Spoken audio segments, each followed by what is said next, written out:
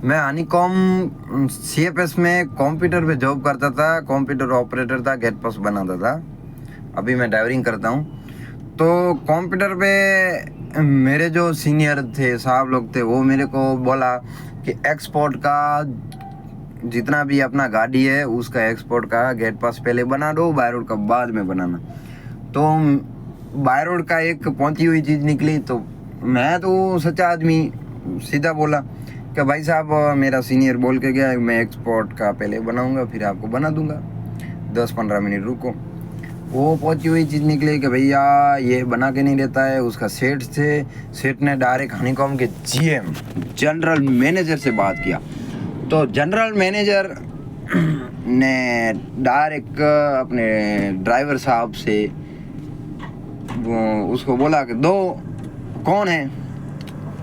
वो general honeycomb के general manager ने डायरेक्ट, बड़ा आदमी, बड़ी बात होनी चाहिए, समझदारी होनी चाहिए, तमीज होनी चाहिए, तो डायरेक्ट बोला।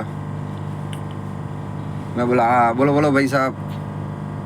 बोला तू मेरे को पहचानता है कौन है, मैं कौन हूँ? ये थोड़ी बात हुई, तू मेरे को पहचानता है मैं कौन हूँ, अभी मैं तेरे को बाहर निकलवा दूंगा। डायरेक्ट सीधी धमकी, और सीधी धमकी तो सोडा भाई के पास चलती नहीं है। तू मेरे को पहचानता है मैं कौन हूँ, तेरे को डायरेक्ट बाहर निकलवा दूंगा, ये कौन सी तमीज है तुम्हारी? मैं बोला ये बदतमीजी किसके साथ कर रहे हो आप? आपने मेरे को खरीद लिया है क्या? मैं अपना काम करता हूँ, उसका पैसा मुझे मिलता है, कि मैं तुम्हारा गुलाम नहीं हूँ। बस इतनी सी बात की, उसमें साहब को मिर्ची लग गई। हनीकॉम के सीएफएस के जनरल मैनेजर साहब को मिर्ची लग गई। उसने बोला कि क्या नाम है आपका? मैं बोला चंद्र सिसोड़ा है। डायरेक्ट बोला स्टाफ को, उसको धक्के मार के निकालो। उसके स्टाफ आए, 10-15 लोग आए, बोले आपको धक्के मारने की बात कर रहे हैं। मैं उसको बोला कि उसको लेके आओ, जनरल मैनेजर है जो भी आपको, और उसमें हिम्मत है तो धक्के मार के निकाल के दिखाए, उसको भी पता चले कि डायरेक्ट कुर्सी पे बैठ के ऑर्डर मार देना और धक्के मार के निकालना कितना पावर होता है। और 15 आदमी को चैलेंज भी कर दिया कि किसी की माँ ने दूध पिलाया है तो आओ और धक्के मार के निकालो मुझे। कोई बात नहीं, किसी में हिम्मत नहीं हुई, धक्के मार के नहीं निकाला। और ऐसे थोड़ा निकल पाएंगे। अगर 15 आदमी अगर धक्के मार के निकालेंगे तो बारी बारी एक को वारा निकाल देंगे हम भी। फिर हमको तो दूसरी नौकरी मिल गई। लेकिन बात मैं इसलिए कहता हूँ कि बड़े आदमी को बड़ी तमीज होनी चाहिए, और थोड़ी उम्र बढ़ जाए तो इंसानियत भी आनी चाहिए। और मैं तो छोटा आदमी हूँ, ड्राइवरिंग करता हूँ, लेकिन मेरे में इतनी तमीज है कि आज से 10 साल के छोटे को भी मैं तू करके नहीं बुलाता हूँ, हाँ आप जी ऐसे करके बुलाता हूँ। तो ये इंसानियत, अगर बड़ा होना है ना तो लोग बड़े पोस्ट, बड़ी सैलरी, ऐसे बड़ा नहीं होता है, उसमें तमीज होनी चाहिए। क्योंकि गलत करता नहीं और गलत सहन नहीं करता, वो बड़ा आदमी होता है। आजकल के टट्टू बट्टू लोग सुपरिटेंडेंट बन जाते हैं, या 80,000 90,000 लाख रुपए कमाते हैं, जीएम बन जाते। उसको ऐसा लगता है कि हमारी बड़ी पोस्ट हो गई, हम बड़े आदमी हो गए, तो हम कुछ है, भगवान है। कुछ भी नहीं हो तुम क्या हो? कुछ भी नहीं हो। इसी तरह हम जीने के लिए आए हैं, हमको भगवान ने भेजा है कठपुतली की तरह नाचने, लेकिन कोई समझते नहीं है कठपुतली की तरह नचाना चाहता है।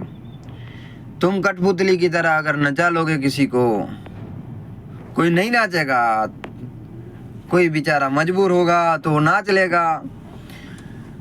और अगर तुम किसी को कठपुतली की तरह नचाओगे, नहीं नचेगा, तुम उसको परेशान करोगे, तो कर्म है। भगवत गीता में लिखा है श्री कृष्ण भगवान कहते हैं कि कर्म छोड़ता नहीं है, भगवान छोड़ देता है, भगवान माफ कर देता है, लेकिन कर्म नहीं माफ करता। कर्म खुद भगवान को भी नहीं माफ करा, नहीं छोड़ा है, तो आपको कहाँ छोड़ेगा। आप किसी को परेशान करते हो अपने एटीट्यूड बचाने के लिए, अपने घमंड को बचाने के लिए, तो आपको घमंड, जैसे आप बाजार में तेल का डिब्बा लेने जाओगे, उसके अंदर तेल पड़ा रहेगा, तब तक डिब्बे का मान है। अगर डिब्बे में से तेल निकल गया और जो डिब्बा बचा वो भंगाड़ वाले हथौड़ी से कूट के 10 रुपया 15 रुपये में लेके जाते हैं, तो कोई मान नहीं है। इसी तरह अपना जो शरीर है, भगवान ने एक आपको एक अवसर दिया है, बड़ी पोस्ट दिया है, सुख सगवड़ दिया है, तो ये पोस्ट का ये शरीर दिया है, ये पोस्ट दिया है, पैसा दिया है, तो उसका गलत उपयोग मत किया करो, उसका सदुपयोग करो। भले आप किसी को 1 रुपया भी ना दो, कोई भिखारी नहीं है, मांगने वाला नहीं है, लेकिन आपकी वाणी, आपकी इंसाफ, आपकी ईमानदारी सही से रखो तो दिक्कत नहीं आएगी। वरना जो इंसान की लाठी से भगवान, जो कर्म की लाठी होती है, वो बहुत बड़ी होती है। तो मेरे जीवन में अनुभव हुआ, मैं एक बताना चाहता हूँ। और कर्म की बात मैं बार बार लेके आता हूँ कि भाई कर्म है ना, कर्म की जो डंडा है ना, वो बहुत बड़ा लंबा होता है, वो इतना बचता है ना कि ये जन्म तो बचेगा, अगले जन्म भी बचेगा। जो 7 जन्म तक बोलते हैं ना, 7 जन्म तक गलती, कोई गलती किया तो 7 जन्म तक नड़ती है। तो कोई बोलते कि नहीं 7 जन्म मतलब उसका बेटा, ये नहीं, ये हमारे दिमाग में थोड़ी गलतफहमी हो गई है।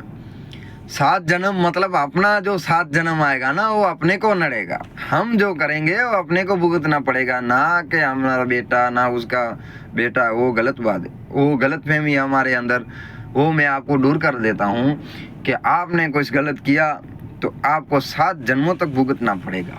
जय हिंद, जय भारत।